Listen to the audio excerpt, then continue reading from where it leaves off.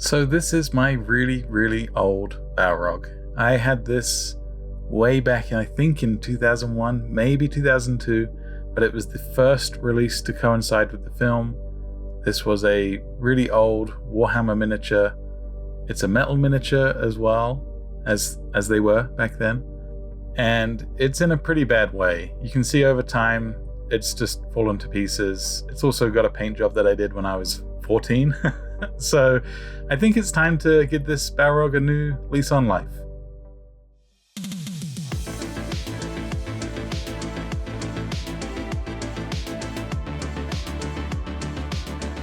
So to begin this project, I started by filing away at all the joints with a hobby file. And what I'm trying to do is I'm trying to loosen off some of that old super glue that's just kind of gone brittle.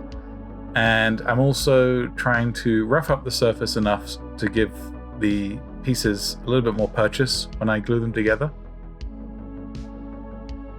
And here I'm just starting to dry fit things just to make sure that things are lining up. As you can see, it's such an old miniature that there are a lot of gaps.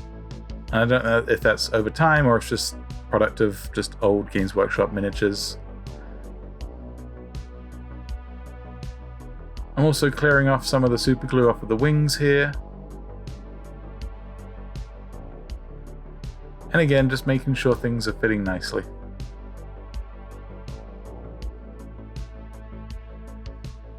Because I didn't know what really I was doing way back when I first started painting miniatures, I've decided to go back in and clean off a lot of the flash and things I just left. Also, that wing was way too loose for my liking, so it's got to go. And then I just carved away at some of that excess plastic. The thing I find with metal miniatures is there's a lot of hobby involved before you even get to painting, so you really have to get used to the models and dry fit stuff before you commit. So I scored the surface of each of the tabs here and I added some super glue. And I thought that this was probably going to be good enough.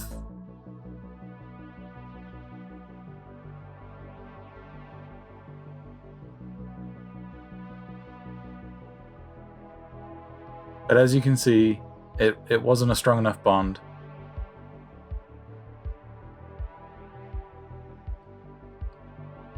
So I brought the green stuff out like it's the early 2000s again, and I started to mix up the putty.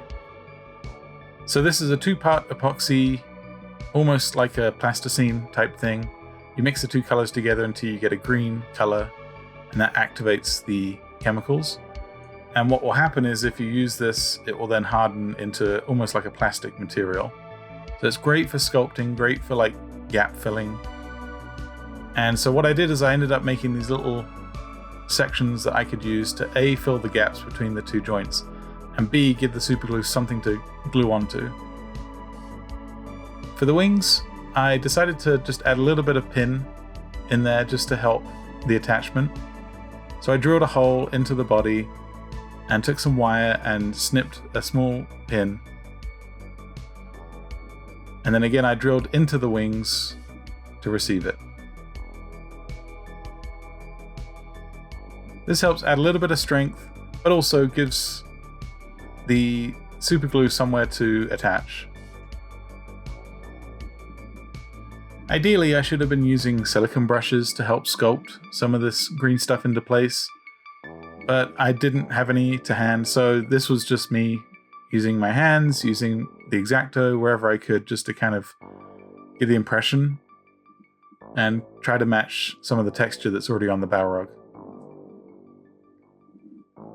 I cut away as much excess as I possibly could, just to make sure that I didn't have to sculpt huge amounts of it.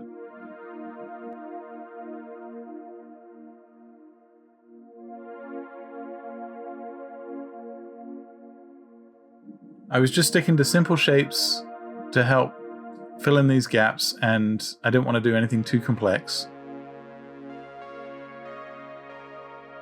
After dry fitting this ridge of fire, I noticed that there was a gap underneath, so I filled that with green stuff and then reattached it.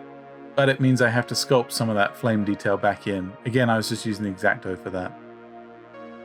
Overall, I was happy with the base I did way back when, but there was a few gaps in between some of the rocks, so I filled in a lot of it with this texture paint. And this just helped unify the whole look as well. And then I stuck a few more rocks on there that I had in my collection. Lastly, I did a stability test to make sure all the joints were in place and that it wasn't going to collapse on me. And then it's on to priming. So goodbye paint job from 2001. And I started priming this whole model with black. Ideally, I probably should have washed a lot of these pieces because they did have some dust on them, but I was just too eager to start, so I just began priming. There's some weird angles you have to hold the Balrog to get all the direction that you want on this prime, but luckily it was already mostly black from previously. I just made sure I got under the wings and under the arm. And once that was dry, I did a zenithal prime with white. But this time around, I just focused on the areas that I wanted those highlights. What I mean by this is where I want those flames to be most impactful. So I'm just focusing all this white towards the center where that flame ridge is. I did a second coat of this white prime, again, just really punching in that white. The brighter I can get it, the better the fluorescent paints will react to it.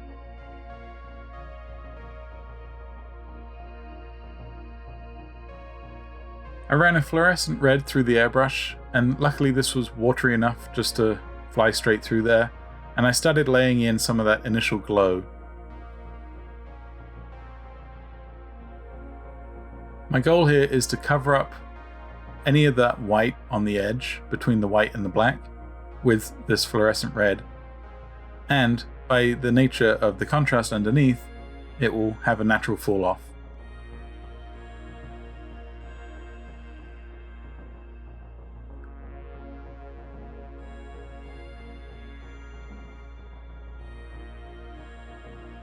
I did 2 coats of this just to make sure that that red was really punchy. And then I switched over to a fluorescent yellow. And again, this was a airbrush ready paint. And I didn't wait for the previous red to dry. I just applied this yellow almost immediately. And what it did was it made a really nice wet blend between the 2 colors. You get that kind of orange hue in the middle. And again, what I was aiming to do was cover up most of the white now.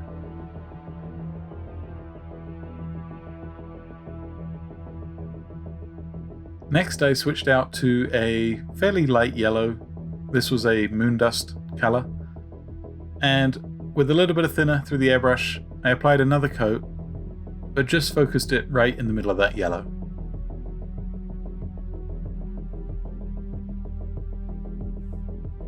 Then lastly, I built right up to white, and I applied white just in the middle of this highlight here. I realized I did the flames the wrong way around, so I corrected that and did the white towards the hottest part of the flames and then built up to an orange. I left these colors to dry for a whole day, and then I applied a matte varnish over the whole model because metal miniatures can actually chip the paint if you're not careful. And once that coat was sealed in, I then moved over to a contrast paint. This was a Slaughter Red, and this nice deep scarlet color I applied to some of the scales to help give the impression that he was really hot and molten underneath, and things on the surface were cooling as they were interacting with the air around him. I wasn't worried about being too neat, so I just applied this as quick as possible to some of the sculpt areas. Just let the brush catch those edges.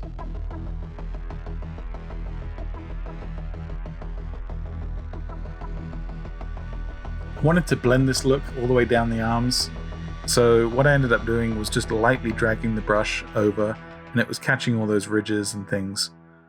I did the same for the wings as well.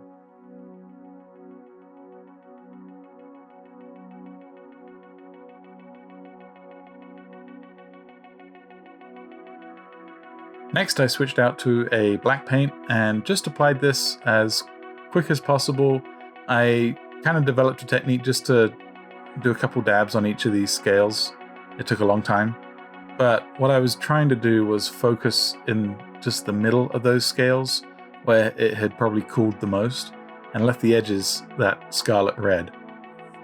I was also using the movie as reference, and he is mostly fire with some black silhouette.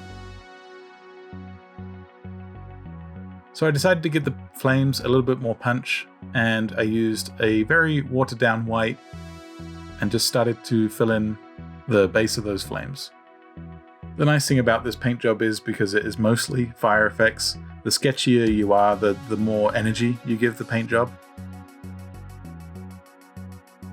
And then I carried on that white theme and just added it to some of those hotter areas around his neck, on his shoulders, and the base of the wing. I did make sure to focus these towards the upper part of the Balrog because I didn't want to cover up too much of that yellow.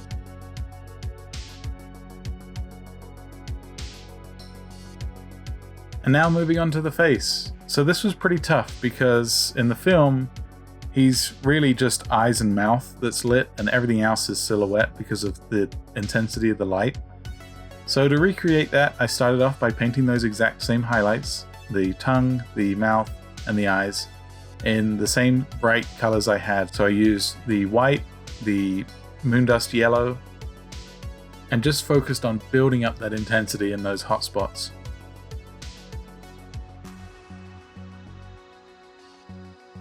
I decided to add a few more highlights towards the edge of the mouth to indicate that this was a light source. So I'm just catching the ridges on the sides of the mouth here and the back of the teeth as well. And then I went in with that same scarlet red and just started to apply some of these core shadows. This is a pretty messy stage, but I'm trying not to cover up the work I already had underneath from that gradient, but I still want to be able to cover up most of this face. So again, similar to the arms, just letting that brush catch those edges. And then I switched back over to that black and did exactly the same thing that I had done previously on his arms and shoulders. He does have little embers and things poking through on the horns just to help break up that silhouette. So I left a little bit of yellow in there, but covered up most of it just to make sure that he was reading as this horned demon Balrog.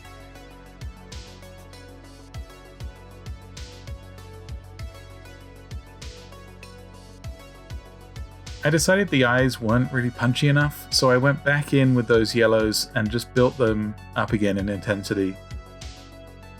I built my way back up to this pale yellow moondust color and decided to paint in almost light flickering flames around the eyes. And then once I was happy with that, I moved on to the sword, and luckily most of the work was done for me with the airbrush, so I just took a white and sketched in a few of those flames.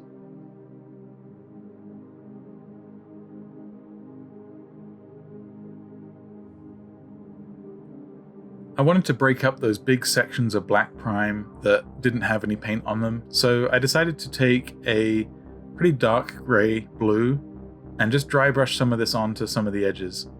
What it does is that blue is a really nice complement color to the yellows and oranges, and just helps break up some of that big areas of flat nothing. I then took a warm neutral grey and applied this to the base. And my reasoning for this is that the two types of grey would help distinguish the base from the body. I decided to add just a little bit of visual flair to the base and break up some of that grey and black colour.